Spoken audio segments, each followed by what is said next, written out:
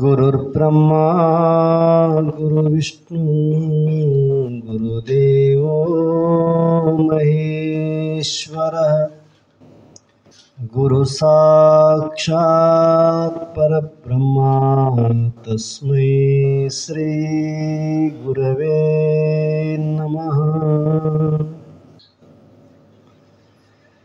गुरुवे सर्वलोकानां विषजे भवरोगिणां निधे सर्वविद्यानां दक्षिणमूर्ते नमः।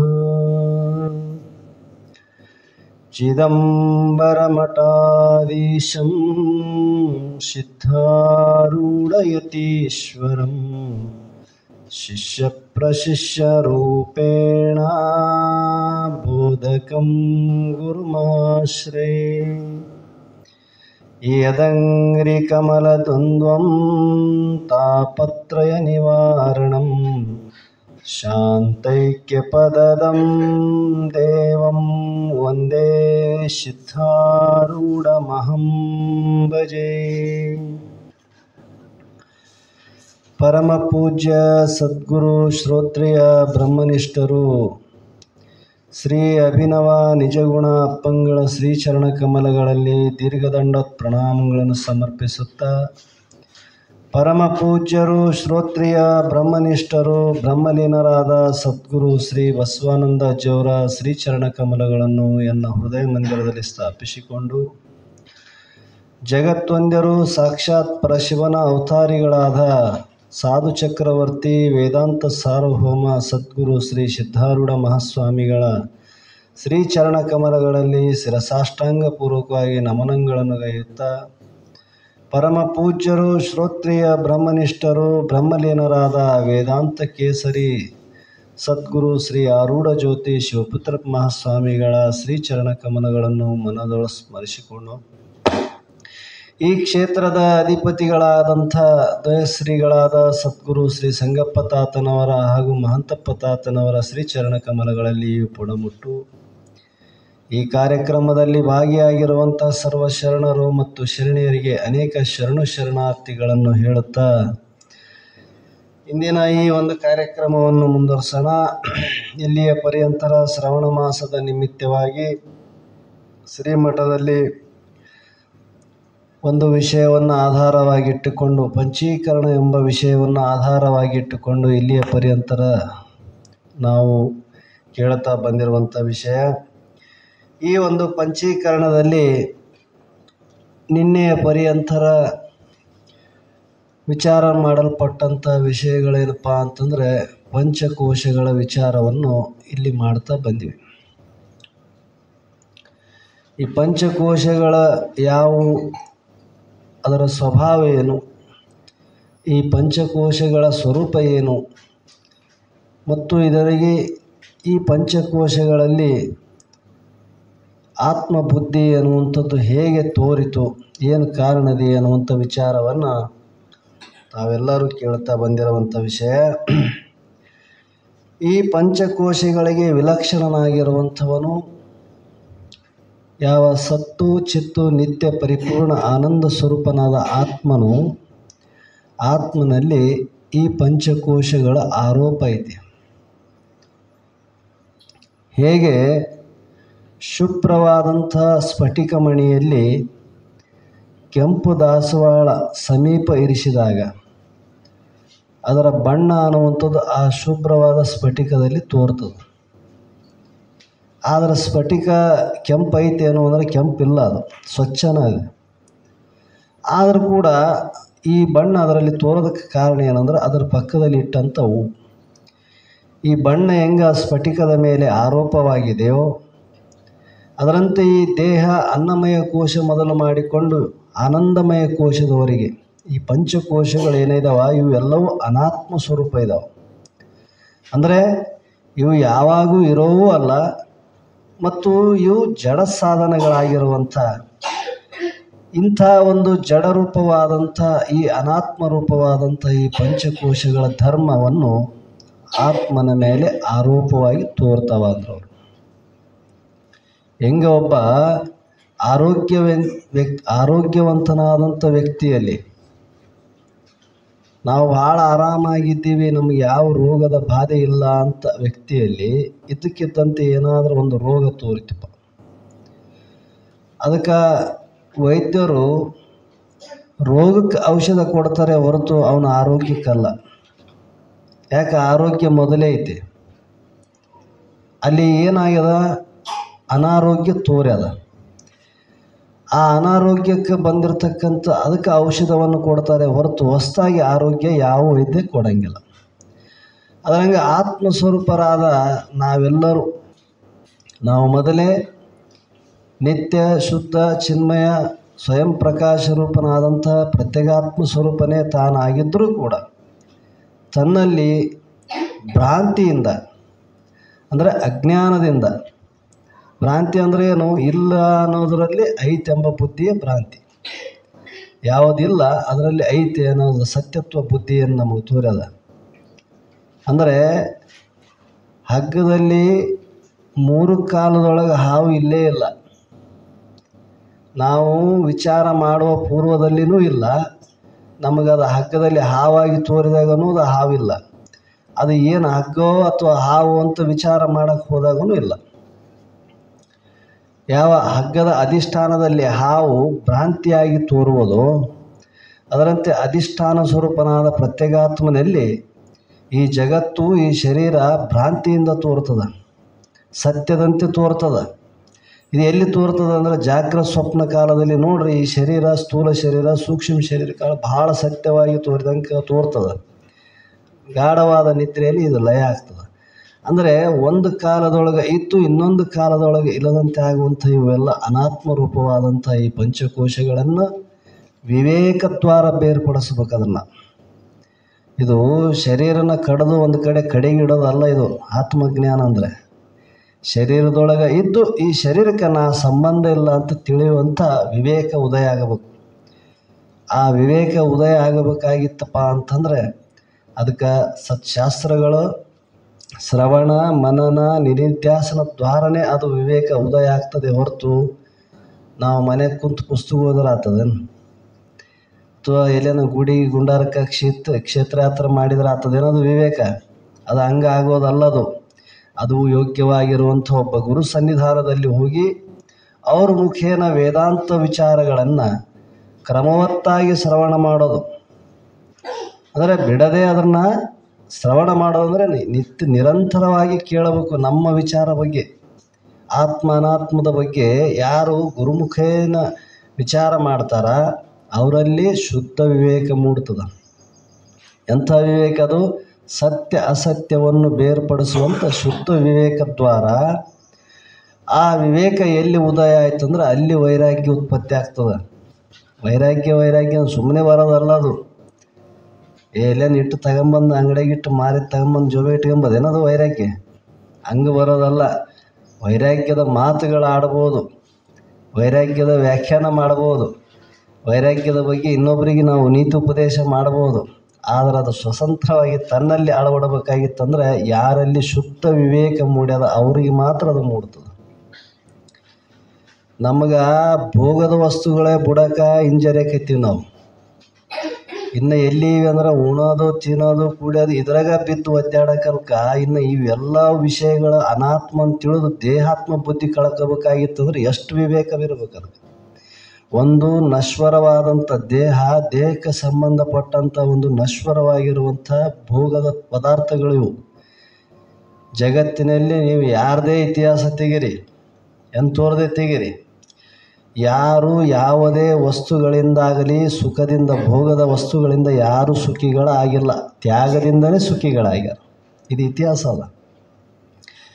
ನಮ್ಗೆ ಈ ದೇಹವೇ ನಾ ಅಲ್ಲ ಅಂತ ನಮ್ಮಲ್ಲಿ ದೃಢ ಜ್ಞಾನ ಆಗಬೇಕಾಗಿತ್ತಂದರೆ ದೇಹದ ಧರ್ಮಗಳನ್ನು ನಾವು ಒಂದೊಂದು ಬಿಡಿ ಭಾಗವಾಗಿ ಅದನ್ನು ವಿಚಾರ ಮಾಡಿ ಬೇರ್ಪಡಿಸಿದಾಗ ನಮ್ಗೆ ಆ ವಿವೇಕ ಉದಯ ಆಗ್ತದೆ ಹೊರತು ಸಾಮಾನ್ಯವಾಗಿರುವಂಥ ಒಂದು ಪದಾರ್ಥಗಳನ್ನು ನಾವು ತ್ಯಾಗ ಮಾಡೋಕ್ಕೆ ಸಿದ್ಧ ಇಲ್ಲ ಅಂದಮೇಲೆ ಉಳಿದು ಏನು ತ್ಯಾಗ ಮಾಡ್ತೀವಿ? ಮತ್ತು ಎಲ್ಲರಿಗೆ ಅಸಾಧ್ಯ ಅಂದರೆ ಯಾರಿಗೆ ವಿವೇಕ ಉದಯ ಆಗ್ಯದ ಅವರಿಗೆ ಸಾಧ್ಯ ಅದ, ಅವ್ರು ಮಾಡ್ತಾರೆ. ಹೇಳಿದಷ್ಟು ಸುಲಭನೂ ಅಲ್ಲ, ಆದರೆ ಪ್ರಯತ್ನಶೀಲರಿಗೆ ಅದು ಸಾಧ್ಯ ಅದ. ನೀ ಯಾವಾಗಾದ್ರೂ ಒಂದು ದಿವಸ ತ್ಯಾಗ ಮಾಡಬೇಕು. ನಮಗೆ ದುಃಖ ಕೊಡ್ತದ ಅಂತ ಗೊತ್ತಾದ ಮೇಲೆ ನಾವು ಅದನ್ನು ಇಟ್ಕೊಂತೀವಿ ನಮ್ಮ ಸಮೀಪ. ಒಬ್ಬನಿಗೆ ರೋಗ ಬಂದದ ಅಂತ ಗೊತ್ತಾದ ಮೇಲೆ ಅದನ್ನು ಗುಣಪಡಿಸಿಕೊಳ್ಳುವ ಪ್ರಯತ್ನ ಮಾಡ್ತೀವಿ ಹೊರತು ಅದು ಹಿಂಗೆ ಇರಲಪ್ಪ ನನಗೆ ಕಾಡಿಕೆ ಅಂತೀವಿ. ಮತ್ತು ಜಗತ್ತಿನಲ್ಲಿ ಎಲ್ಲ ಕೆಲವು ಭೋಗಗಳು ನಿನಗೆ ದುಃಖ ಕೊಡ್ತಾವಂತ ಗೊತ್ತಾದ, ಕೇಳ್ತಿದ್ದೆ, ತಿಳ್ಕೊಂತಿದ್ದೆ, ಆದ್ರೂ ಮತ್ತೆ ಅದರಾಗ ನೀ ಮುತ್ತಿಟ್ಟಿದ್ದೆ ಅಂದರೆ ಮತ್ತು ನೀನು ಏನಾಗ್ತಿದ್ದೆ ಅಂತ ವಿಚಾರ ಮಾಡಂದ್ರೆ ಅವ್ರ ಮಾತು. ಅದು ಬಿಡ್ತದೆ ಏನದು? ಗೊತ್ತಿದ್ರೂ ಬಿಡೋದಿಲ್ಲ, ಗೊತ್ತಿಲ್ಲದೇ ಇದ್ರೂ ಬಿಡೋದಿಲ್ಲ. ಅದರಂಗ ಈ ದೇಹ ಅನ್ನುವಂಥದ್ದು ನಮ್ಗೆ ದುಃಖ ರೂಪ ಐತೆ ಅಂತ ಮಹಾತ್ಮರು ಹೇಳ್ತಾರೆ. ತನುಭಾವ ಅಳಿಯೇ ದುಃಖದ ಕೇಡು. ಈ ಸಮಸ್ತ ದುಃಖಕ್ಕೆ ಕಾರಣ ಏನದ? ಶರೀರ ನಾನೆಂಬ ಬುದ್ಧಿ ಅದ. ಈ ಶರೀರ ನಾನೆಂಬ ಬುದ್ಧಿ ನಮ್ಮಲ್ಲಿ ಎಲ್ಲಿವರೆಗೆ ದೃಢವಾಗಿ ನಿಂತದೋ ಅಲ್ಲಿವರೆಗೆ ದುಃಖ ನಮ್ಗೆ ಬೆನ್ನು ಬಿಡೋದಿಲ್ಲ ಅಂದರು. ಇದನ್ನು ಹೇಗೆ ನಿವೃತ್ತಿ ಮಾಡಿಕೊಳ್ಳಬೇಕು ಅಂತಂದಂಗೆ ನಾವು ಮೊದಲೇ ಹೇಳಿದಂಗೆ ಸದ್ಗುರುಮುಖೇನ ಸತ್ಶಾಸ್ತ್ರಾದಿಗಳನ್ನು ಶ್ರವಣ ಮಾಡಿ ಸತ್ಯ ಅಸತ್ಯದ ಬಗ್ಗೆ ವಿವೇಕವನ್ನು ಮಾಡಿ ಆ ವಿವೇಕದ್ವಾರ ವೈರಾಗ್ಯವುಳ್ಳವನಾಗಿ, ವೈರಾಗ್ಯ ಎಲ್ಲಿ ಉದಯ ಆಗ್ತದ ಅಲ್ಲಿ ಯಾವ ಸಮಾಧಿ ಷಟ್ಗುಣಗಳು ತಾನಾಗಿ ಪ್ರಾಪ್ತಿ ಆಗ್ತಾವೆ. ಒಂದಕ್ಕೊಂದು ಸಂಬಂಧ ಇದಾವೆ. ನೀವು ಒಂದೇ ಥರದ್ದು ಭಾಳ ಕಷ್ಟ ಐತಿ. ಅದು ವಿವೇಕ ಒಂದು ಬಂತು ಅಂದ್ರೆ ಉಳಿದು ಎಲ್ಲವೂ ಬರ್ತಾವೆ. ಈ ಗುಣಗಳು ಎಲ್ಲಿ ಬರ್ತಾವ? ಅವನಿಗೆ ಮುಮುಕ್ಷತ್ವ, ಮುಮುಕ್ಷು ಅನ್ನಬೇಕು, ಅವನಿಗೆ ಗುರುಪುತ್ರ ಅನ್ನಬೇಕು. ಸುಮ್ಮನೆ ಅಣಿಗೆ ಈ ಬುತ್ತಿ ಬಡ್ಕೊಂಡು ಕುಂಕುಮ ಹಚ್ಕೊಂಡು ಕೊಳ್ಳಗೆ ರುದ್ರಾಕ್ಷಿ ಹಾಕ್ಕೊಂಡು ಇದು ಮಾಡಿಕೊಂಡ್ರೆ ನಾವು ಗುರುಪುತ್ರ ಆತೀವಿ ಅಂತಂತಂದರೆ ಅದು ಬಹಿರಂಗದಲ್ಲಿ. ಅದು ಅಂತರಂಗ ದೃಷ್ಟಿಯಿಂದ, ಮಹಾತ್ಮರ ದೃಷ್ಟಿಯಿಂದ ಗುರುಪುತ್ರ ಯಾರಿಗೆ ಅನ್ನಬೇಕು? ಯಾರಿಗೆ ಈ ಗುಣಗಳು ಬಂದಾವ ಅವನಿಗೆ ಗುರುಪುತ್ರ ಅನ್ನಬೇಕು. ಅವನು ಒಬ್ಬ ಗುರುವಿಗೆ ಮಗ ಅಂತ ಅರ್ಥ. ನಾವು ಹೊರಗಿನವೇನು ಮಾಡೀವಿ, ಬಹಿರಂಗದ ಮಾಡೀವಿ ಅಂದರೆ ಸಾಮಾನ್ಯರಿಗೆ ನಮಗೇನು ವ್ಯತ್ಯಾಸ ಉಳಿತು? ಅದು ಆಗಂಗಿಲ್ಲ. ಅದಕ್ಕೆ ಈ ರೀತಿಯಿಂದ ವಿಚಾರ ಮಾಡಿ ಮನೋಮಯ ಕೋಶದ ವಿಚಾರವನ್ನು ನಿನ್ನೆ ಪರ್ಯಂತರ ನಾವೆಲ್ಲರೂ ಕೇಳ್ತಾ ಬಂದಿರತಕ್ಕಂಥದ್ದು. ಈ ಮನೋಮಯ ಕೋಶದಲ್ಲಿರುವಂಥ ಕಾಮಾದಿ ಅರಿಷಟ್ ಗುಣಗಳು ಇವು ಹೇಗಿದೆ ಅಂದರೆ ದೃಶ್ಯ ರೂಪವಾಗಿ ಇದ್ದು ನಿನಗೆ ದುಃಖ ಕೊಡುವಂಥವು ಕಾರಣವಾಗಿವೆ ಅಂತ ಹೇಳಿದರು. ಈ 6 ಗುಣಗಳು ಸುಖ ಯಾರಿಗಾನ ಕೊಟ್ಟಾವ? ಕಾಮಾದಿ ಅರಿಷಟ್ ವರ್ಗ ಗುಣಗಳು. ಮತ್ತು ಇವು ಏನಾದರೂ ನೀನು ಪ್ರಯತ್ನದಿಂದ ಬರಾವೇನ? ನಿನಗೇನ ಐತಿ ಅನ್ನೋ ಸಂಬಂಧ? ಇವಕ್ಕೆ ನಿನಗೇನು ಸಂಬಂಧನೇ ಇಲ್ಲ. ಆದರೂ ಕೂಡ ಅನಿಮಿತ್ತಗಳೇನಿಪ ಕಾಮಾದಿಗಳಿಗೆ ತನು ಅನೇಕವನಿತ್ತಿ ಭವಭವಂಗಳಲ್ಲಿ ಏನಾರ ನಿಮಿತ್ತ ನಿನಗೆ ಅವ್ರಿಗೆ ಏನಾರ ಸಂಬಂಧ ಐತೇನೋ ಅಂದರೆ ಏನು ಸಂಬಂಧನೇ ಇಲ್ಲ. ಅನಿಮಿತ್ತಗಳೇನಿಪ ಕಾಮಾದಿಗಳಿಗೆ ಏನೊಂದು ನಿಮಿತ್ತ ಇಲ್ಲದೆ ಈ ಕಾಮಾದಿಗಳಿಗೆ ತನು ಅನೇಕವನಿತ್ತಿ ಭವಭವಂಗಳಲ್ಲಿ. ಎಷ್ಟೋ ಶರೀರಗಳು ಇದಕ್ಕೆ ಕೊಟ್ಟಿವಿ, ಕಾಮ, ಕ್ರೋಧ, ಮದ, ಲೋಭ, ಮತ್ಸರ. ಯಾಕಪ್ಪ ಅಂತಂದರೆ ಇದ್ರ ಗುಣಧರ್ಮಗಳನ್ನು ತಿಳಿಯದೆ ಇದರಲ್ಲಿ ಮನಸ್ಸು ಕೂಡಿ ವಿಷಯದಲ್ಲಿ ತಲೀನನಾದಾಗ ಇದಕ್ಕೆ ಆಗುವಂಥ ಅನೇಕ ದುಃಖಗಳು ಇವೆಲ್ಲ ಎಲ್ಲಿ ತೋರ್ತಾವೆ? ಮನುಷ್ಯನಲ್ಲಿ ತೋರಿ. ಅವೆಲ್ಲ ಕಾಮ, ಕ್ರೋಧ, ಮದ, ಲೋಭ, ಮತ್ಸರ ಈ ಅರಿಷಟ್ ವರ್ಗ ಗುಣಗಳಲ್ಲಿ ಮೈ ಮರೆತು ಅನೇಕ ಜನ್ಮಗಳಲ್ಲಿ ಅನೇಕ ಇಂಥವು ಎಷ್ಟೋ ಶರೀರ ಕೊಟ್ಟು ಬಂದೀವಿ ನಾವು. ಇದೇನು ಹೊಸ್ತಾಗಿ ಅಲ್ಲ ಅಂತಾರೆ ಅವರು. ಅದಕ್ಕೆ ನಿನಗೊಂದು ದೇಹವಿದನ್ನು ತೊಟ್ಟು ಈ ಒಂದು ಎಷ್ಟೋ ಜನ್ಮ ಹೋಗಲಿ. ಈಗ ಇದ್ದದ್ದೇನು, ಈಗ ಒಂದು ತೊಟ್ಟು ಈಗ ಬಂದಿದ್ದೆ ಸದ್ಯ ವರ್ತಮಾನ ಕಾಲದಲ್ಲಿ. ನಿನಗೊಂದು ದೇಹವಿದನ್ನು ತೊಟ್ಟು ತಪವಾಂತು ಘನ ಶಂಭುಲಿಂಗವಾಗಿರಲಲ್ಲೋ ಮನುಜ. ಪರಮಾತ್ಮ ನನಗೆ ಎಷ್ಟೋ ಜನ್ಮದಲ್ಲಿ ನಾನು ಅಜ್ಞಾನ ವಶದಿಂದ ಇಂಥ ಅನೇಕ ಜನ್ಮಗಳನ್ನು ಕೊಟ್ಟುಬಿಟ್ಟಿನಿ ಈಗ. ಆದರೆ ಅವನು ಕರುಣಾಮಯಿ ನನಗೆ ಪುನಃ ಇಂಥ ಮನುಷ್ಯ ಶರೀರ ಕೊಟ್ಟನಂದ ಮೇಲೆ ಈ ದೇಹನೇ ಒಂದು ತಪಸ್ಸನ್ನಾಗಿ ಮಾಡಿ ಈ ದೇಹನ ರಕ್ಷಣೆ ಮಾಡೋದು ಭಾಳ ಸುಲಭ ಅಲ್ಲ. ಅದು ತಪಸ್ಸಂದರೆ ಬರೇ ಹೋಗಿ ಗುಡ್ಡದಾಗ ಕುಂತು ವರ್ಷಾನುಗಟ್ಟಲೆ ಕುಂತವರಿಗೆ ತಪಸ್ಸು ಮಾಡಿದವ್ರಂತ ಅಂದಿಲ್ಲ. ಇಲ್ಲಿ ಕಾಯ, ವಾಚ, ಮಾನಸ ತ್ರಿಕರಣ ಪೂರ್ವಕವಾಗಿ ಯಾರ ಶರೀರವನ್ನು ಶುದ್ಧ ಇಟ್ಕೊಂಡಾರ ಅವ್ರದ್ದೇ ಒಂದು ದೊಡ್ಡ ತಪಸ್ಸಂದ್ರು. ಅವರು ನಮ್ಮ ಎಷ್ಟು ಮಂದಿ ಸಿಗ್ತಾವೆ ಇವು. ಶರೀರ ತಪ್ಪಿದ್ರೆ ಮಾತು ಸರಿಯಿಲ್ಲ, ಮಾತು ತಪ್ಪಿದ್ರೆ ಮನಸ್ಸು ಸರಿಯಿಲ್ಲ. ಈ ತ್ರಿಕರಣ ಯಾರು ಶುದ್ಧವಾಗಿ ಇಟ್ಕೊಂಡ್ರೆ ಅವನಂತ ತಪಸ್ವಿ ಯಾರಿಲ್ಲ ಜಗತ್ತಿನಾಗ. ಅದಕ್ಕೆ ಹೇಳ್ಯಾನ ಸರ್ವಜ್ಞ, ಈ ಮೂರನ್ನ ಯಾವನು ಹಿಡಿತದಲ್ಲಿ ಇಟ್ಕೊಂಡಾನ ಅವನು ಹಾಳಾಗಿ ಬರ್ತಾನೆ ಈಶ್ವರ ಅಂತ. ಪರಮಾತ್ಮ ಅವನಿಗೆ ಹಾಳಾಗ್ತಾನಂತ. ನಾವೇ ಅವ್ರಿಗೆ ದಾಸರಾಗಿ ಕುಂತೀವಿ ವಿಷಯಕ್ಕೆ. ನಮಗೆ ಯಾಕೆ ಹಾಳಾತಾರ ಅವರು? ಮೂರು ಸುಮ್ಮನೆ ಇದೆ. ಅವನ ಶರೀರನ ಶುದ್ಧ ಇಟ್ಕೋಬೇಕು ಅಂತ ಹೇಳ್ಯಾರ. ಶರೀರ ಶುದ್ಧ ಇಟ್ಕೋಬೇಕು. ಹೆಂಗೆ ಶುದ್ಧ ಇಟ್ಕೋಬೇಕು? ಬರೀ ತೊಳೆದೆ ಮ್ಯಾಲೆ ಮುಂಜಾನೆ ಸಂಜೆ ತೊಳೆದ್ರೆ ಶುದ್ಧ ಆಗ್ತದೆ ಏನದು? ಹಂಗೆ ಹೇಳಿಲ್ಲ ಅವರು. ಶರೀರ ಶುದ್ಧ, ಶರೀರ ಶುದ್ಧ ಇರಬೇಕಾದ್ರೆ ನಿಜಗೊಂಡ್ರು ಬರ್ಕೊಂಬಂದಾರಲ್ಲ. ಏನು ಪರವಧುವಿನ ಕೂಟ, ಅನ್ಯರ ವಿತ್ತಾಪಹರಣ, ಅಭಕ್ಷ್ಯ ಸೇವನೆ, ಹಿಂಸೆ, ಇವು ಎಲ್ಲ ಎಲ್ಲಿಂದ ನಡೀತೇವೆ? ಶರೀರದಿಂದ ನಡೀತೇವಲ್ಲ. ಇವ್ರನ್ನ ಯಾರು ಸರಿಯಾಗಿ ಬಳಸ್ಕೊಂಡಾರ? ಎಲ್ಲಿ ಬಳಸ್ಯಾರ ಅವರು? ಅದೇ ನಿಜಗೊಂಡ್ರೆ ಬರ್ಕೊಂಬಂದಾರ. ಮಾಡಲಿಲ್ಲವೇ ತಪವನು ಮಾಡಲಿಲ್ಲವೇ, ಕೂಡೆ ಸುಗುಣದೊಡನೆ ತಿಳಿದು ನೋಡಿ ತ್ರಿವಿಧ ಕರ್ಣದಲ್ಲಿ. ತಪಸ್ಸು ಮಾಡೋಕ್ಕೆ ಬರ್ತದೆ, ಬರಂಗಿಲ್ಲ ಅಂತೆಲ್ಲ. ಶರಣರ ಸೇವೆ, ಹರ ಭಜನೆ ಅವು ಬರ್ಕೊಂಬ ಪರಮ ಸಾತ್ವಿಕ ಅಂಗಳೆಂಟು ನೆರೆದು ನೆಲೆಸಿ ತನುವಿನಲ್ಲಿ. ಈ ಶರೀರ ಯಾಕೆ ಕೊಟ್ಟನ? ಪರಮಾತ್ಮನ ಆರಾಧನೆ, ಗುರುವಿನ ಶರಣರ ಸೇವೆ ಮಾಡೋದಕ್ಕೆ ಕೊಟ್ಟನ. ನಾವಿಲ್ಲಿ ತಿನ್ನೋಕೆ ಕುಡಿಯೋಕೆ ಇದಕ್ಕೆ ಬಳಸಿಬಿಟ್ಟಿವಿ. ಎಲ್ಲ ಬಳಸಿ ಎಲ್ಲ ಕಲಾಸಾಗಿ ಹೋಗ್ಬಿಟ್ಟದ. ಈಗ ಹೋಗಿ ಅಲ್ಲಿ ಮುಂದೆ ಕುಂದ್ರಿಸಿ ಈಗ ನೋಡಪ್ಪ ಏನು ನೋಡಂದೆ ಅವರು? ವಿಷಯ ಭೋಗದಲ್ಲಿ ದಾಸರಾದವರಿಗೆ ಈ ಈಶೆಯಿಂದನೇ ಸಿಗುತ್ತಾನ ಅವನಿಗೆ? ಇಲ್ಲ. ಆ ಶರೀರ ಬೇಕು. ಎದಕ್ಕೆ ಬಳಕೆ ಆಗ್ಯದ ಶರೀರ? ಪರಮಾತ್ಮನ ಸೇವೆಗಾಗಿ, ಶರಣರ ಸೇವೆಗಾಗಿ. ಸಂಸಾರ ಬಿಡು ಅಂತ ಹೇಳಿಲ್ಲ. ಸಂಸಾರದ ವ್ಯವಹಾರ ಕಳ್ಕಂತ ಎಲ್ಲಿ ಹೇಳಿಲ್ಲ ಶಾಸ್ತ್ರದಾಗ. ಬೇಕಾದಂಗೆ ಮಾಡು, ಆದರೆ ಈ ಶರೀರವನ್ನು ನಿನ್ನ ಹತೋಟಿಯಲ್ಲಿರಲಿ. ಕಾಯ ವಾಚ, ಬಾಯಿ ಕೊಟ್ಟನ ಅಂದರೆ ಮನಸ್ಸಿಗೆ ಬಯಕೆ ಬಾಯಿ ಕೊಟ್ಟನೇನು ಪರಮಾತ್ಮ? ಆ ವಾಣಿಯನ್ನು ಎಲ್ಲಿ ಉಪಯೋಗ ಮಾಡಬೇಕು? ಒಂದು ಮಹಾತ್ಮರ ಸೇವೆಯಲ್ಲಿ, ಅವರ ಸ್ತೋತ್ರದಲ್ಲಿ, ಅವರ ಒಂದು ಮಾತಿನಲ್ಲಿ, ವಿನಯ, ಆಲಾಪ, ಇವೆಲ್ಲ ಗುಣಗಳನ್ನು ಹೊಂದಿಕೊಂಡಿಕೇಶ ಅದನ್ನು ಉಪಯೋಗ ಮಾಡು ಅಂತ ಹೇಳ್ಯಾರ. ತ್ರಿಕರಣವನ್ನು ಶುದ್ಧವಾಗಿ ಇಟ್ಟುಕೊಂಡವನು ಯಾರು ಜಗತ್ತಿನಾಗ ಇದಾನ? ಈ ಕಾಯ ವಾಚ ಮಾನಸ ಅಂತ ಇವು ಯಾವಾಗ ನಿನ್ನ ಹತೋಟಿ ಸಾಧನ ಆಗ್ತಾವ ಅವಾಗ ನೀ ಹೇಳ್ದಂಗೆ ಕೇಳ್ತಾವ ನೋಡು. ಆವಾಗ ಇಲ್ಲಿ ನಮಗೇನಪ್ಪ ಅಂದ್ರೆ ಈ ಆತ್ಮಜ್ಞಾನಕ್ಕೆ ನಾವು ಸಮೀಪ ಆಗ್ತೀವಿ. ಇಲ್ಲಾಂದ್ರೆ ಮನಸ್ಸು ಭಾಳ ಕೂಡ್ಯದದು.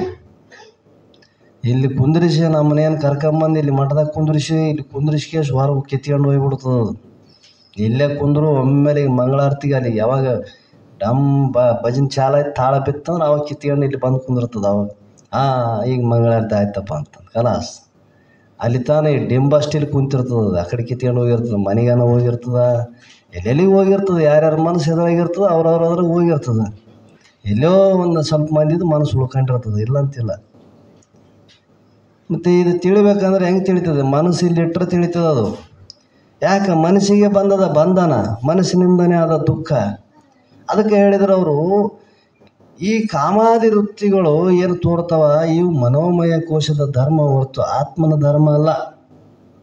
ಅದಕ್ಕಾಗಿ ನೀ ಇದನ್ನು ತಿಳಿಯೋದರಿಂದ ಈ ಮನೋಮಯ ಕೋಶದ ಧರ್ಮಗಳನ್ನು ಬೇರ್ಪಡಿಸಿ ನೀನು ಇದಕ್ಕೆ ಸಾಕ್ಷಿ ಮತ್ತು ಇವು ನಿನಗೆ ದೃಶ್ಯವಾಗಿರೋದರಿಂದ ನೀನು ಇವಕ್ಕೆ ವಿಲಕ್ಷಣನಾಗಿದ್ದೆ ಅಂತ ಹೇಳಿದರು.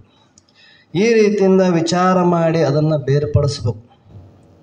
ಬೇರ್ಪಡಿಸಿದಾಗ ನಾನು ಇದಕ್ಕೆ ವಿಲಕ್ಷಣನಾಗಿನಿ, ಇದರ ಧರ್ಮಗಳು ನಮ್ಮಲ್ಲಿ ತೋರಬಾರ್ದು ಅಂದರು ಅವರು. ಅಂದರೆ ಕಾಮ ಕ್ರೋಧಾದಿಗಳು ಇವೆಲ್ಲ ಹಂಗೆ ಇದಾವ್ರಿ. ಮೊದಲು ಇದ್ದಂಗೆ ಅಂದ್ರೆ ಮೊದಲು ಇದ್ದಂಗೆ ಇರಂಗಿಲ್ಲ ಅವು. ಮೊದಲು ಇದ್ದ ವೃತ್ತಿ ಕಾಮ ಕ್ರೋಧಾದಿಗಳು ಇರಂಗಿಲ್ಲ ಅಂತ. ಕಾಮ ಕ್ರೋಧ ಮದ ಮತ್ಸರ ಇವು ಗುಣಗಳು ಬೇಕು, ಇಲ್ಲ ಅಂತಿಲ್ಲ. ಆದರೆ ಅದರ ವೃತ್ತಿ ಏನಾಗಿರ್ತಾವೆ? ಬದಲಾವಣೆ ಆಗಿರ್ತಾವೆ. ಕಾಮ ಐತೆ, ಆಸೆ ಇಲ್ಲ. ಏನು ಆಸೆ ಇಲ್ಲದ್ರೆ ಮಠಕ್ಕೆ ಯಾಕೆ ಬರಕ್ಕೆ ಹೋಗ್ತೀವಿ? ಆಸೆ ಬೇಕು. ಎಲ್ಲಿ ಬೇಕು ಆಸೆ? ಮಹಾತ್ಮರಲ್ಲಿ ಹೋಗಕ್ಕೆ, ಶರಣರಲ್ಲಿ ಹೋಗಕ್ಕೆ, ಶಾಸ್ತ್ರ ಕೇಳಕ್ಕೆ, ಏನನೇ ಪುರಾಣ ಕೇಳಕ್ಕೆ, ಇಂಥದ್ರಲ್ಲಿ ಆಸೆ ಇರಬೇಕು. ಮತ್ತು ಇದೇ ಆಸೆನೇ ಕಿತ್ಕೊಂಡು ಹೋಗಿತ್ತಂದ್ರೆ ನಾವು ಮಠಕ್ಕನೇ ಯಾಕೆ ಬರ್ತೀವಿ? ಕೆಲಸ ಏನೈತಿ ಇಲ್ಲಿ? ಕಾಮ ಬೇಕು, ಅಲ್ಲಿ ಕಾಮ ಇಡು ಅಂದ್ರು ಅವರು. ಕ್ರೋಧ ಮಾಡು. ಎದರ ಮೇಲೆ ಕ್ರೋಧ ಮಾಡು? ಈ ಶರೀರದ ಮೇಲೆ, ಈ ಶರೀರದೊಳಗಿರುವಂಥ ಏನು ಅನಾತ್ಮ ಧರ್ಮಗಳಿದಾವೆ, ಇದ್ರ ಮೇಲೆ ಸಿಟ್ಟು ಮಾಡಿ ನಾವು ಮಂದಿ ಶರೀರ ಮೇಲೆ ಸಿಟ್ಟು ಮಾಡಿದ್ವಿ, ಹೆಂಡತಿ ಮೇಲೆ ಮಾಡಿದೆ, ಮಕ್ಕಳ ಮೇಲೆ ಮಾಡಿದೆ, ಮಂದಿ ಓಣೆಗಳವ್ರ ಮೇಲೆ ಮಾಡಿದೆ, ದರ್ಪ ತೋರಿಸ್ತೀವಿ. ಅವ್ರು ಹೇಳ್ತಾರೆ ಇಲ್ಲಿ ಮಾಡಿ ಸಿಟ್ಟು, ಇದು ನಿನಗೆ ಜನ್ಮ ಜನ್ಮಾಂತರ ಬಂದು ದುಃಖ ಕೊಟ್ಟದ, ಜನ್ಮ ಜನ್ಮಾಂತರ ನಿನಗೆ ಕಷ್ಟವನ್ನು ಕೊಡ್ತದ, ಇದ್ರ ಮೇಲೆ ಮಾಡು, ಎಂಥದನ್ನು ನಾನು ಇದನ್ನು ಮಾಡಿಕೊಂಡಿಲ್ಲಪ್ಪ ಅಂತ. ಇದು ಬೇಕು. ಈ ರೀತಿಯಿಂದ ವಿಚಾರ ಮಾಡಿ ಅದನ್ನು ಅಂತರ್ಮುಖ ವೃತ್ತಿ ಮಾಡಿಕೊಂಡಾಗ ಅವು ಏನಾಗ್ತವ, ಮೋಕ್ಷಕ್ಕೆ ಸಾಧನ ಆಗ್ತವ. ಮನಸ್ಸು ಒಂದೇ ಅದ, ತಿಳಿಯೋಕ್ಕೂ ಅದೇ ಮನಸ್ಸೇ ಬೇಕು, ಬಂಧನಕ್ಕೂ ಅದೇ ಮನಸ್ಸೇ ಕಾರಣ ಅದ. ಅದಕ್ಕಾಗಿ ಈ ಮನುಷ್ಯನ ಧರ್ಮಗಳನ್ನು ವಿವೇಕದ್ವಾರ ಬೇರ್ಪಡಿಸಿ ಇವು ಅನಾತ್ಮವೆಂದು ತಿಳಿದು ಇಟ್ಟನ್ನ ತೊರೆಯುವುದು ಅಂತ ಹೇಳಿದರು. ಇನ್ನು ಮನೋಮಯ ಕೋಶಕ್ಕಿಂತ ಈ ವಿಜ್ಞಾನಮಯ ಕೋಶ ಅನ್ನುವಂಥದ್ದು ಒಂದಾದ. ಇಲ್ಲಿ ಅದದು ಅನ್ನಮಯ ಕೋಶದೊಳಗೆ ಪ್ರಾಣಮಯ ಕೋಶ ಅದ, ಪ್ರಾಣಮಯ ಕೋಶದೊಳಗೆ ಮನೋಮಯ ಕೋಶ ಅದ, ಮನೋಮಯ ಕೋಶದೊಳಗೆ ವಿಜ್ಞಾನಮಯ ಕೋಶ ಅಂದ್ರೆ ಬುದ್ಧಿ. ನೋಡಿ, ವಿಜ್ಞಾನಮಯ ಕೋಶ ಅದರ ಧರ್ಮ ಏನಪ್ಪ ಅಂತಂದರೆ, ಈ ವಿಜ್ಞಾನಮಯ ಕೋಶವು ಹೇಗೆ ಇದೆಪ್ಪ ಅಂದರೆ, ಈ ವಿಜ್ಞಾನವಿಲ್ಲದಿದ್ದರೆ ಯಾವುದು ಕಾರ್ಯ ಆದರೂ ಕೂಡ ಅದು ನಡೆಯೋದಿಲ್ಲ. ನೋಡಿ, ನಿಶ್ಚಯ ಮಾಡಬೇಕಲ್ಲ ಒಂದು ವಸ್ತು. ಮನಸ್ಸೇನು ಸಂಕಲ್ಪ ವಿಕಲ್ಪ ಮಾಡಿತು ಕುಂತು ಇದೇ ಮಾಡಬೇಕು ಇದೇ ಬೇಡ ಅಂತ ನಿಶ್ಚಯ ಮಾಡುವಂಥದ್ದೇನದ, ಇದು ವಿಜ್ಞಾನಮಯ ಕೋಶ. ಇದು ಹೇಗಿರುತ್ತದೆ ಅಂದರೆ, ವಿಜ್ಞಾನಮಯ ಕೋಶವು ಕೆರೆಯಲ್ಲಿರುವ ನೀರಿನಂತೆ, ಮನೋಮಯ ಕೋಶವು ತೂಬಿನ ನೀರಿನಂತೆ. ದೇವರು ಮಾನವರಿಗೆ ಕೊಟ್ಟಿರುವ ಅತಿ ಅಮೂಲ್ಯ ವಸ್ತುವೆಂದರೆ ಬುದ್ಧಿ ಅಂತ. ಮನಸ್ಸು ಕೊಟ್ಟ, ಉಳಿದು ಎಲ್ಲ ಕೊಟ್ಟಾನ, ಖರೆ ಬುದ್ಧಿ ಒಂದು ಕೊಟ್ಟಿದ್ದಿಲ್ಲ ಅಂದರೆ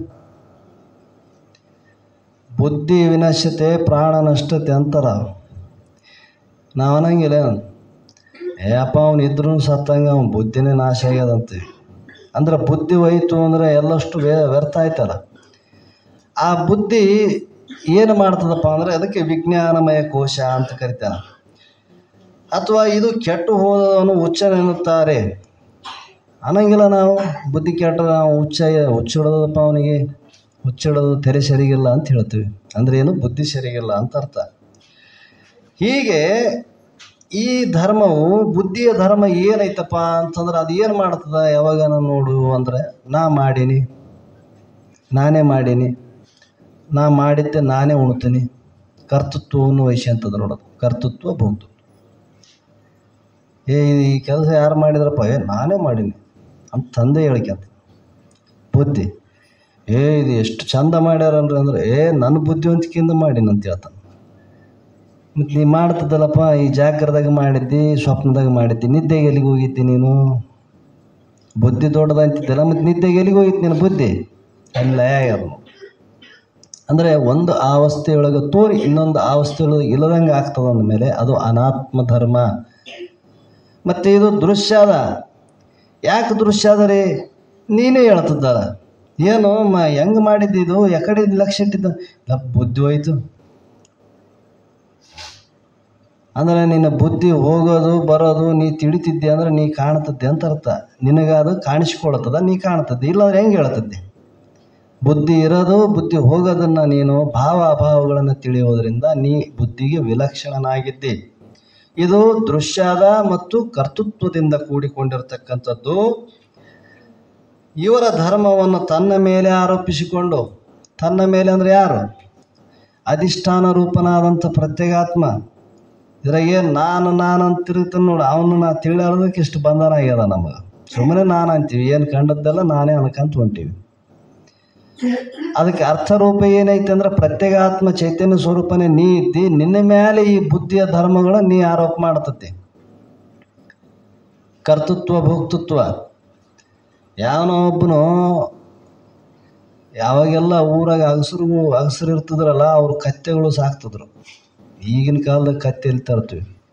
ಮನುಷ್ಯರೇ ಕತ್ತೆ ಹಾಕಿ ಕುಂತಾರೆ. ಅವಾಗ ಕತ್ತೆಗಳು ಇಡ್ತಿದ್ರು ಬಟ್ಟೆ ಒಗ್ಯಾಕ.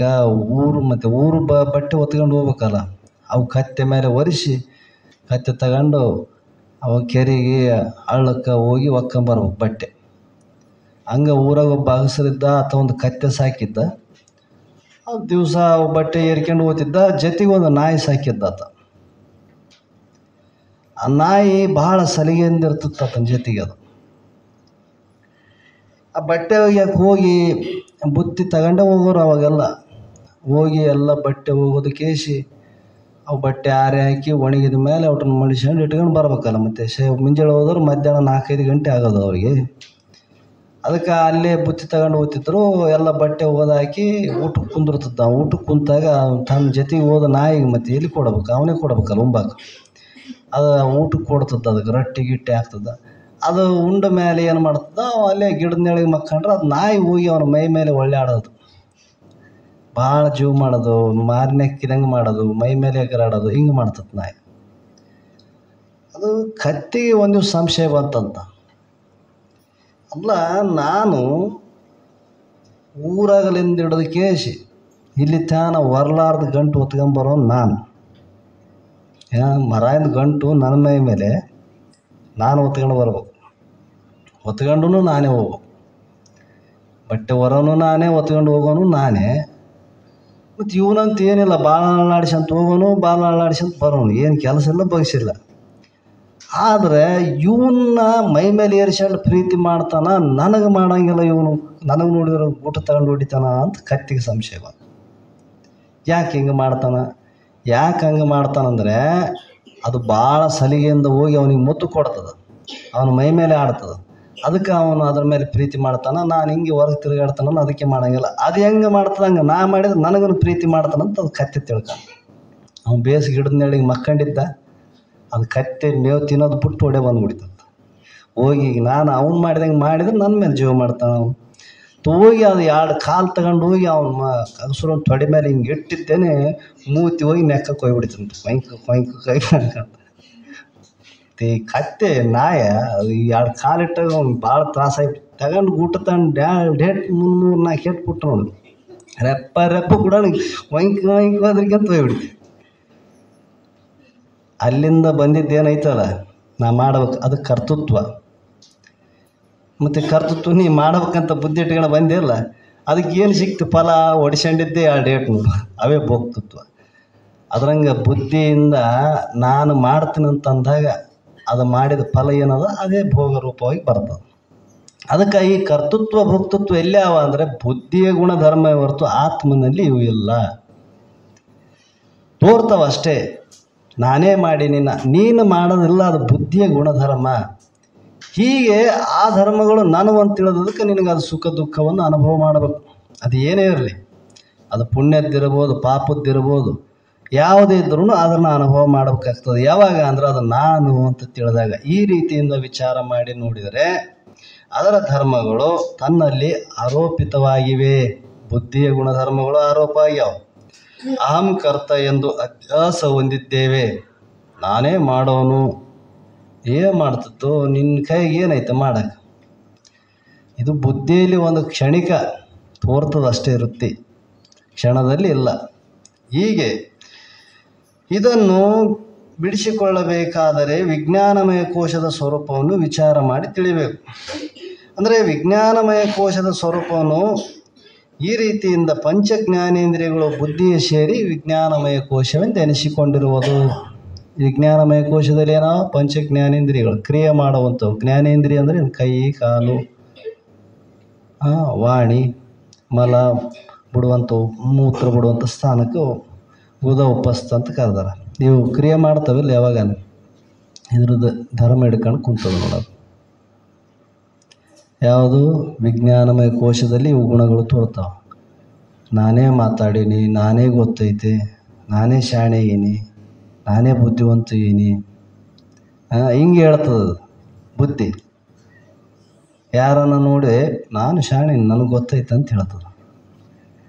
ಮತ್ತು ಆ ಅನ್ಯವಾದಂಥ ಧರ್ಮಗಳನ್ನು, ಶರೀರಾದಿ ಧರ್ಮಗಳನ್ನು ತನ್ನ ಮೇಲೆ ಆರೋಪ ಮಾಡಿಕೊಂತದ. ನೀ ಮಾಡ್ತಿದ್ದೇನೋ, ನೀ ಮಾಡೋಕ್ಕೆ ನಿನ್ನ ಕೈಗಿಲ್ಲ. ಈ ರೀತಿಯಿಂದ ವಿಚಾರ ಮಾಡಿ ಹೇಗೆ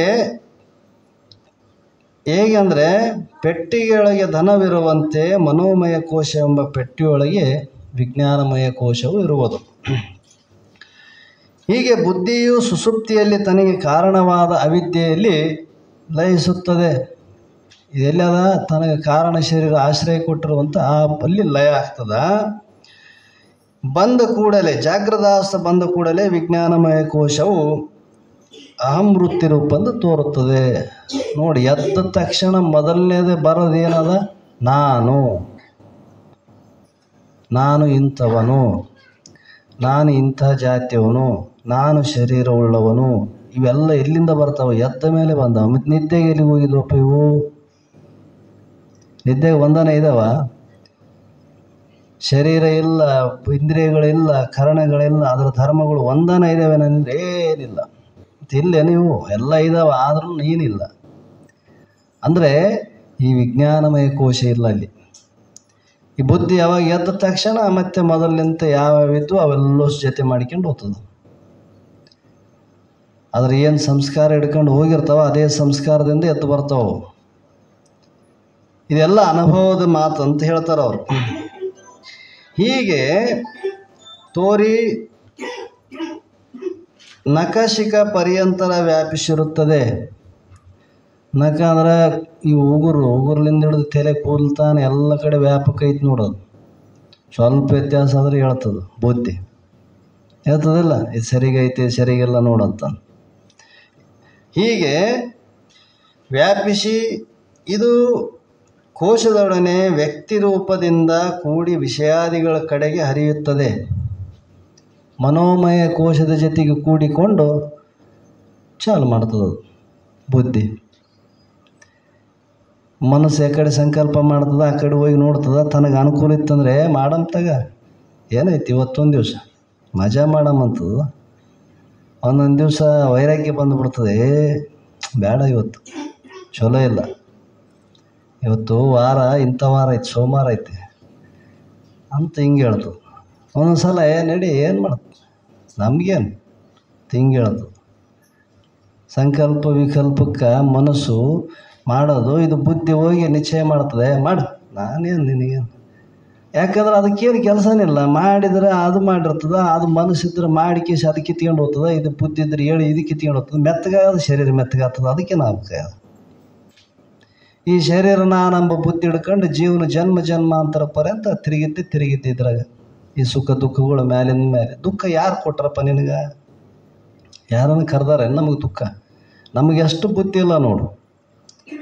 ದುಃಖದ್ದು ನಾವೇ ತಗೊಂಡು ನಾವೇ ಗಂಟೆ ಕೇಳಿವಿ. ಮತ್ತು ನಮ್ಗೆ ಗೊತ್ತದ ದುಃಖ ಐತೆ ಅಂತಲೂ ಗೊತ್ತದ. ವಸ್ತುವಿನಿಂದ ದುಃಖ ಎಂದ ಆಗಂಗಿಲ್ಲ. ಆ ವಸ್ತುವಿನಲ್ಲಿ ನಾವು ಯಾವಾಗ ಕೂಡಿದ್ವಿ ಅವಾಗ ದುಃಖ ಆಗ್ತದೆ ನಮಗೆ. ನೀವು ಬೇಕಾದಷ್ಟು ಸಾಮಾನ್ಯ ಇರಲಿ ಜಗತ್ತಿನಲ್ಲಿ, ನಮಗೆಲ್ಲ ವಸ್ತುಗಳಿರಲಿ, ಅವು ಯಾವ ದುಃಖ ಕೊಟ್ಟಿಲ್ಲ. ಔಟ್ರಾಗ ಯಾವಾಗ ಮನಸ್ಸು ಕೂಡಿತಿಲ್ಲ, ಅದು ನಮ್ಮ ಒಳಗೆ ಸೇರ್ತಿಲ್ಲ, ಆವಾಗ ದುಃಖ ಪ್ರಾರಂಭ. ಈ ಎಲ್ಲ ನೋಡಿರ್ತಾರೆ ನೀವು, ಎಲ್ಲ ಗೊತ್ತಿರ್ತದ. ಈಗಂತೂ ಎಲ್ಲರೂ ನೋಡ್ತಾರೆ. ಅವು ಬ್ರ್ಯಾಂಡ್ ಶಾಪ್ಗಳು ಇರ್ತಾವೆ ನೋಡಿ, ದೊಡ್ಡ ದೊಡ್ಡ ಬ್ರ್ಯಾಂಡ್ ಶಾಪ್ಗಳು. ಅದ್ರಾಗ 5-6 ಮಂದಿ ಕೆಲಸ ಮಾಡ್ತಾರೆ. ಅವರು ಏಟೇಟ್ ಹಾಕ್ತಾರೆ, ಇಟ್ಟಿಟ್ಟು ಹಾಕಿ ಕೊಡ್ತಿರ್ತಾರೆ. ಅದನ್ನೇ ಅವು ಮುಂಜಾನೆ ಸೇರ್ತಾನೆ ಅದ್ರಾಗೆ ಕೆಲಸ ಮಾಡ್ತಾರೆ ಅವರು. ಆದರೆ ಈ ಹೊರಗೆ ಹೋಗಿ ರೊಕ್ಕ ಕೊಟ್ಟು ಇಟ್ಟು ಕುಡಿಕೆ ಅಲ್ಲೇ ಒತ್ಕೊಂಡ್ಬಿಡ್ತಾವೆ. ಅವಿದ್ರೆ ಮುಂಜಾನೆ ಸೇರ್ತಾನೆ ಅಲ್ಲೇ ಕೆಲಸ ಮಾಡ್ತಾವೆ, ಬಿಡೋದೇ ಇಲ್ಲ ಅವು. ಯಾಕೆ? ಅವರು ಕೊಡೋದು ತಗೊಂಬಂದು ಮಾಡ್ತಾರೆ ಅಷ್ಟೇ, ತಾವು ಕುಡಿಯಂಗಿಲ್ಲ ಎಂದು. ಇವು ಹೊರಗೆ ಹೋಗಿ ಕುಡ್ದಕ್ಕೆ ಇವು ಮೆತ್ತಗಾಗ್ಯಾವು. ಇವ್ರನ್ನ ಒತ್ಕೊಂಬರಕ್ಕೆ ಮತ್ತೆ ಒಂದಿಬ್ಬರನ್ನ ಕಳಿಸ್ಬೇಕು. ಅವ್ನು ಬಿದ್ದನಪ್ಪ ಅಲ್ಲಿ ಒತ್ಕೊಂಬರ್ರಿ ಅಂತ. ಅಂದರೆ ಅವ್ರು ಅದ್ರ ಜೊತೆಗೆ ಇದ್ದಾರಲ್ಲ, ಅವು ದುಃಖ ಕೊಟ್ರೇನು? ಅವರಿಗೆ ದುಃಖ ಕೊಡಲಿಲ್ಲ. ಯಾಕೆ ಕೊಡಲಿಲ್ಲ? ಅವ್ರು ಒಳಗೆ ಹಾಕ್ಯಲಿಲ್ಲ. ಮತ್ತು ನಾವು ಹೊರಗಿದ್ದವ್ರು ಹೋಗಿ ಒಳಗೆ ಹಾಕ್ಯಂಬಂದೀವಿ ನೋಡು, ನಮಗೆ ದುಃಖ ಆಯ್ತು ನೋಡೋದು. ಅದರಂಗೆ ವಿಷಯಗಳು ಜಗತ್ತಿನಲ್ಲಿ ಯಾವುದೇ ಇರಲಿ, ಆ ವಿಷಯಗಳಲ್ಲಿ ಮನಸ್ಸು ಬುದ್ಧಿ ಯಾವಾಗ ಕೂಡಿತು ಅದು ದುಃಖಕ್ಕೆ ಕಾರಣ ಆಗ್ತದೆ.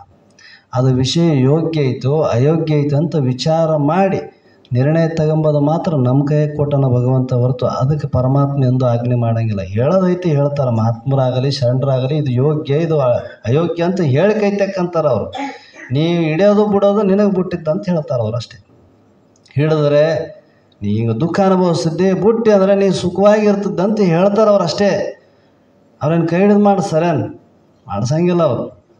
ಯಾಕಂದ್ರೆ ಅದರ ಸಾಮರ್ಥ್ಯ ನಮಗೆ ಕೊಟ್ಟನ ಭಗವಂತ. ಈ ರೀತಿಯಿಂದ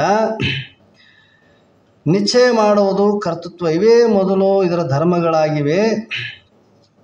ಈ ರೀತಿಯಿಂದ ಕೂಡಿಕೊಂಡು ತನ್ನ ಸ್ವಂತ ಶಕ್ತಿಯಿಂದ ತನಗಿಂತ ಭಿನ್ನವಾದ ವಸ್ತುಗಳನ್ನು ಕುರಿತು ನಿಶ್ಚಯ ಮಾಡಲಾರದು ತನಗೆ ಅಧಿಷ್ಠಾನವಾದ ಆತ್ಮನ ಅಣುಮಾತ್ರ ಶಕ್ತಿಯನ್ನು ಪಡೆದು ಇದು ಶಕ್ತಿ ಇದಕ್ಕೆ ಬಂದದ ಬುದ್ಧಿಗೆ ಅಂದರೆ ಇದು ಸ್ವಯಂ ಬಂದದೇನು ಇದಕ್ಕೆ ಸ್ವಯಂ ಬುದ್ಧಿ ಶಕ್ತಿ ಇಲ್ಲ, ಇದು ಜಡ ಐತೆ.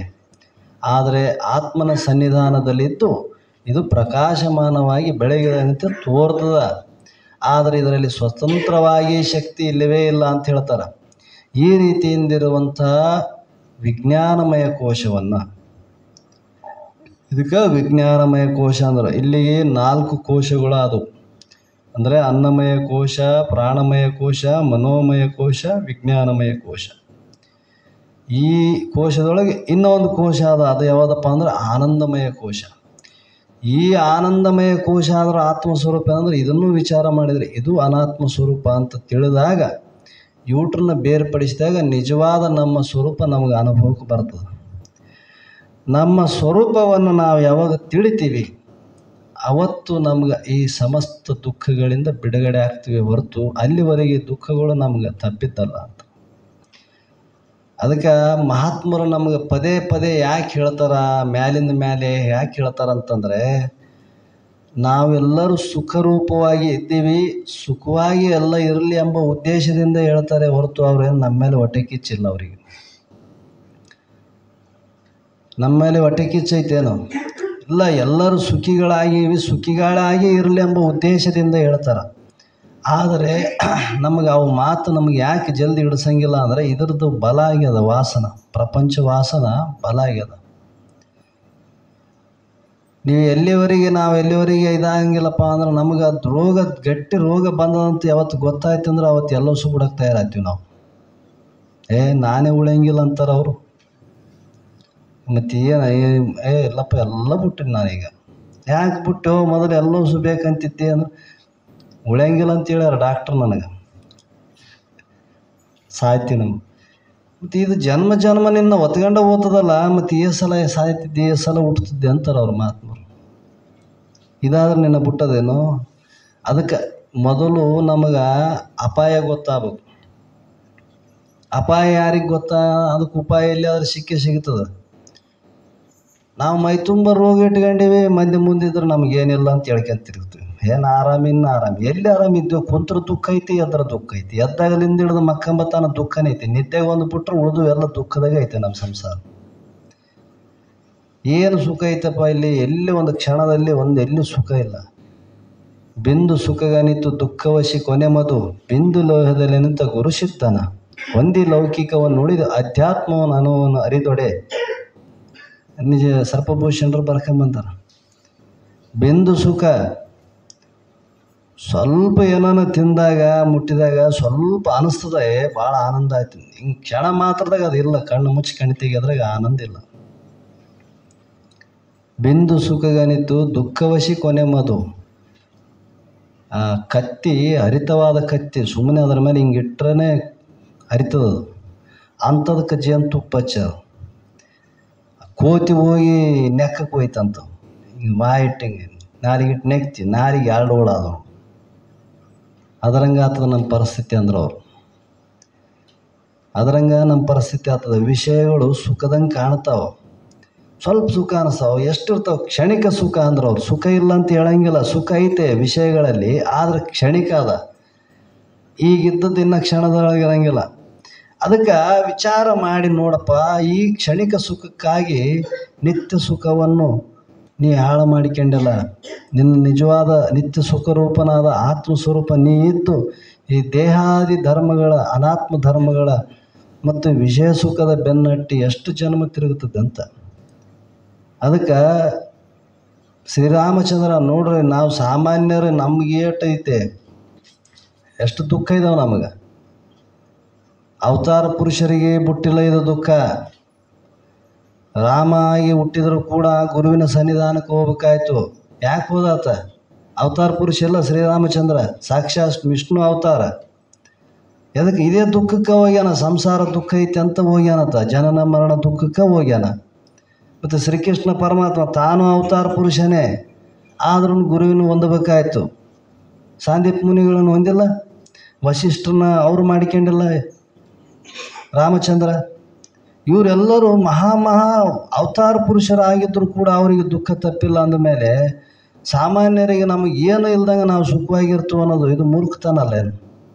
ಅದಕ್ಕೆ ವಿಚಾರ ಮಾಡಿ ನೋಡ್ರಿ ಅಂದ್ರೆ ಅವ್ರು ಮಹಾತ್ಮರು, ವಿಚಾರ ಮಾಡಿರಿ, ತಿಳ್ಕರಿ, ಇದನ್ನು ಧನ್ಯರಾಗ್ರಿ, ನೀವು ನಮ್ಮಂಗೆ ಸುಖಿಗಳಾಗ್ರಿ ಎಂಬ ಕಳಕಳೆಯಿಂದ ಮಹಾತ್ಮರು ನಮಗೆ ತಿಳಿಸೋ ಪ್ರಯತ್ನ ಮಾಡ್ತಾರೆ ಹೊರತು ನಮ್ಮಿಂದ ಏನನ್ನ ಬರ್ತದಂತೆ ನಾವೇನು ಕೊಡಂಗಿವಿ ಅವರಿಗೆ?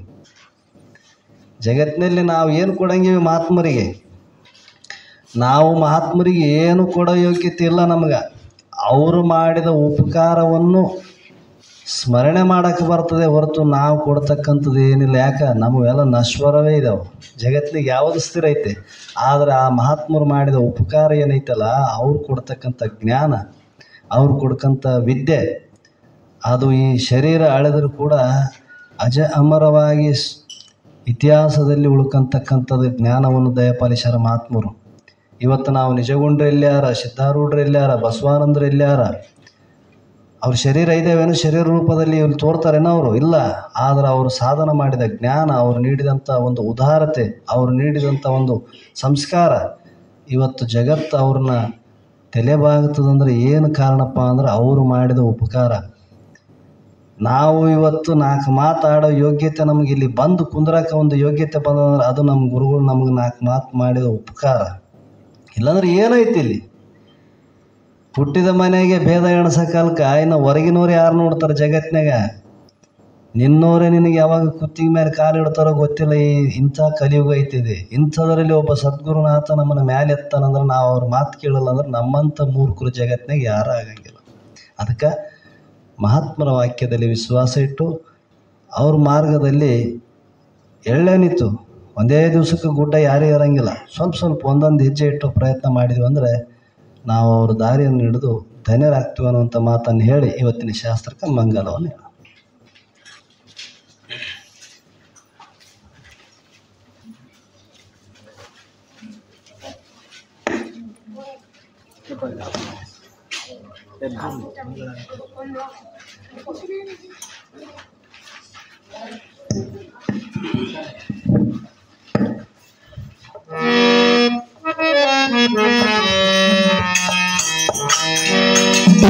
ಮಂಗಲಂ